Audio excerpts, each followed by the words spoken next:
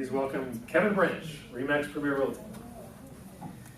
I am Kevin Branch with RE/MAX, and today we're going to talk about real estate concerns for seniors.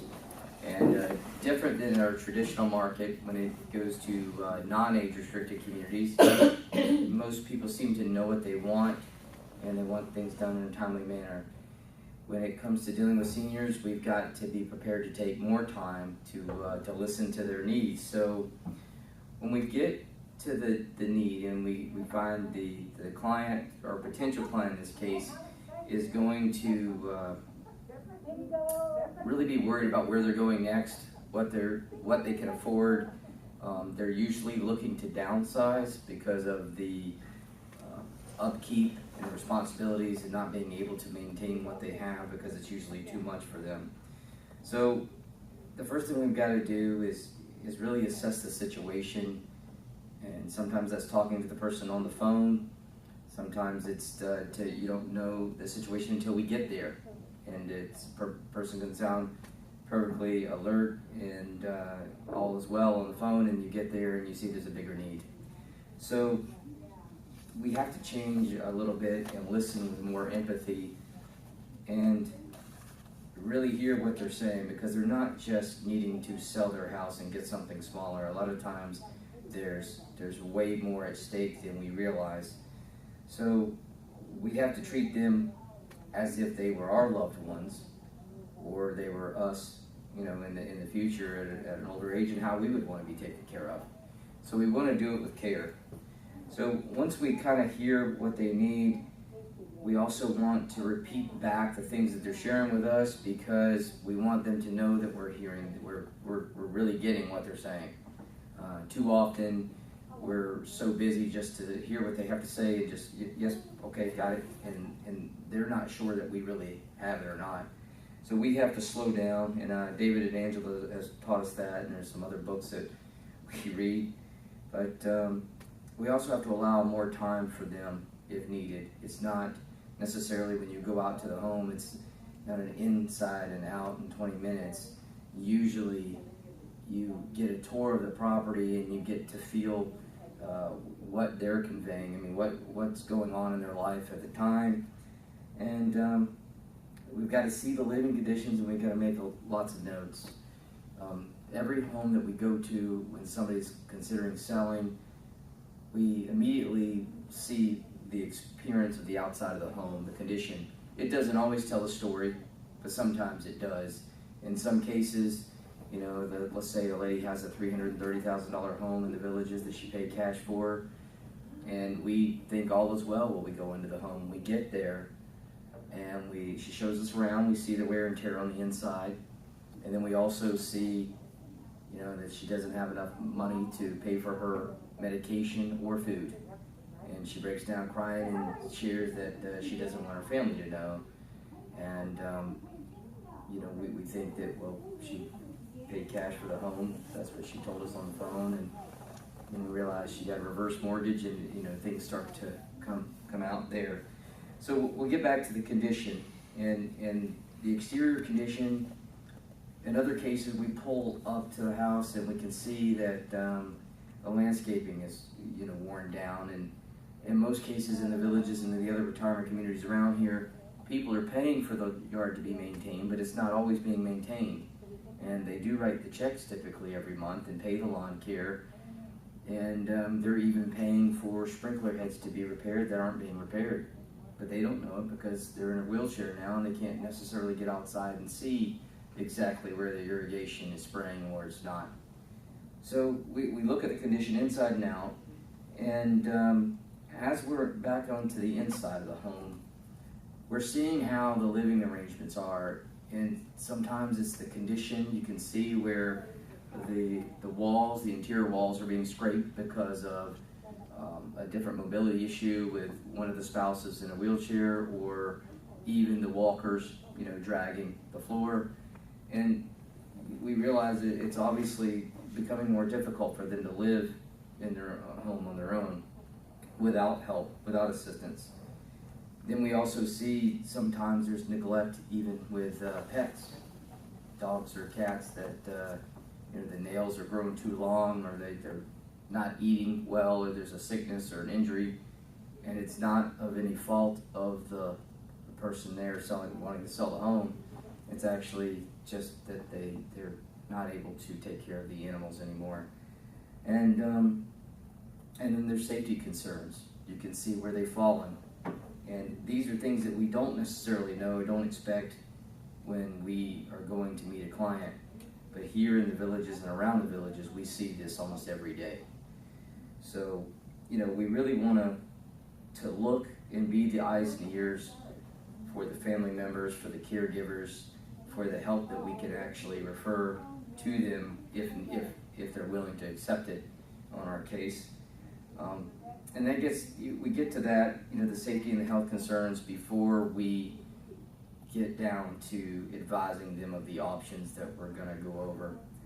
And in some cases, the man or the woman that have us out to the home don't necessarily want to sell right then and there. They might want to sell 12 to 18 months. They're thinking they have longer to go than they do, and they really might need to be into an assisted living facility or to get some type of care much quicker than they're expecting. So they may ask us some options, and we talk about reverse mortgages. And I'll go back to the one woman we'll use it as an example. And the one woman had already exhausted that option. She paid cash for her home, $330,000. She then borrows, 100% of the money on the home as a reverse mortgage, and then loans that to her sons to start a business that has since failed. And all that money's gone. And the disappointing thing is she's got more money going out for medical, for prescriptions than she has coming in. And so she has to sell, and there is a little bit of a balance left, but not much. And so we have to help her get out of the home and recoup what little bit she can, so she can go to a place and live more affordably, because if not, it's going to get to the point to where that situation was pretty rough. And that woman in particular just really couldn't take care of that home at all. And then she had 3 pets on top of that, so then we have to help find homes for the pets, because usually if she can take any, it's only 1, but she had 3 in that case. And we were able to help her, but we're not able to help everyone if we can't get to that point, and if we don't realize that that's part of our responsibility. A lot of times realtors think it's our job just to sell the home or help them buy another one, but it's not our place to get too personal. But they need our help, and we're there to provide solutions, and it is our responsibility, because we may be the only one who sees what we see. We'll get to the in-home care. Sometimes that's the immediate thing that we can refer. We'd like to try to get Care Patrol, somebody out there that can assess this situation professionally. Our job and our responsibility lies within buying and selling real estate. We don't want to go outside of our scope too much, but we need to know who we can refer to her to get her the help she needs and not take advantage of her or a gentleman in that case. And sometimes there's an immediate need for handicap modifications, because she's not even, or he or she has not even gotten to the point where they're accepting that they're going to need to go to a change in living environment, but yet they're going to need help to even just get around the house for the very next week. So in future concerns, we just have to see how rapidly is their health deteriorating, and I think that's again where a caregiver, in our case, we can refer to the caregiver and get the person to be receptive to the caregiver coming in. Then we can collectively work together to provide solutions and to refer the right people to help. If they absolutely have to sell, which is most of the cases that we go to, people need to downsize, they've waited too long. Usually they wait too long. We've got to maximize the value. Our job is to get the highest price with the least amount of inconvenience to them. And today it's a seller's market, and sometimes there's a lot of agents that are pricing the home just on the past sales and not taking into consideration what the pending transactions are and actually what the active competition, the availability on the market is. And it does come down to supply and demand, and there are more buyers out there than there are homes for sale inside the villages, for instance. And sometimes you see that being a seller's market, it's appreciated about 10% in the last 12 rolling months. We don't think that will continue much longer, but at the same time, it could be a significant difference of 10% to even 20% in some cases if the people don't price the home right. And that 20% on a $300,000 home is a significant amount of money that could obviously give more years of security in the right assisted living. And so if we somehow jeopardize that client as a realtor just trying to make the quick sale, we jeopardize potentially $60,000 in some examples, and that's a lot of money. And if we jeopardize even a few $1,000s, we have wronged them as a profession, and it's our job to help them net as much possibly that they can. So a lot of times we have to help them with repairs, and in the repairs, it's not right for any realtor to make a profit on the repairs that are needed and absolutely necessary to get the most value for the home. But unfortunately, in our profession, we do have people that want to act almost as an independent contractor for the homeowner and then make a profit off the repairs. Unfortunately, that has happened recently in the villages, and that is something that we cannot allow and just to happen. We have got to help make sure that they don't make any unnecessary repairs, that each repair that is made had to be cost effective so they can get more of a return on their initial investment, which is mostly, for most sellers, most homeowners, is their significant investment in life, is their own home. So we want to make sure we don't jeopardize one penny if that's possible. And we want to expose it to the true market. Because of it being a seller's market, unfortunately a lot of realtors in our market recently have gotten greedy to where they want to get both sides of the transaction, and that's sometimes well-intentioned, and most of the time it is well-intentioned, that it would be great for the realtor that also brought the buyer to the home for the seller, because the seller thinks that the realtor is doing his or her job that way. At the same time, if the realtor doesn't put it in the multiple listing service in a timely manner and allow it to hit the market, the thousands of buyers and thousands of realtors can see the home for sale, then it's really not hitting the open market.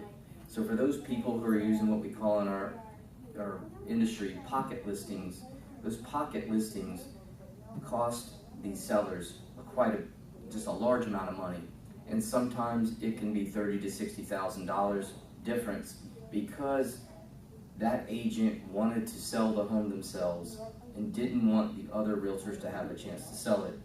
So in recent cases, sometimes we're getting 8 offers on the same home once it goes into the multiple listing service, which creates 8 different offers, is creating a multiple offer situation.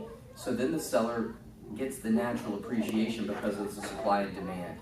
And so that's what we want to say, is that make sure that if you're referring people to a realtor, that the home is put on the multiple listing service in a timely manner.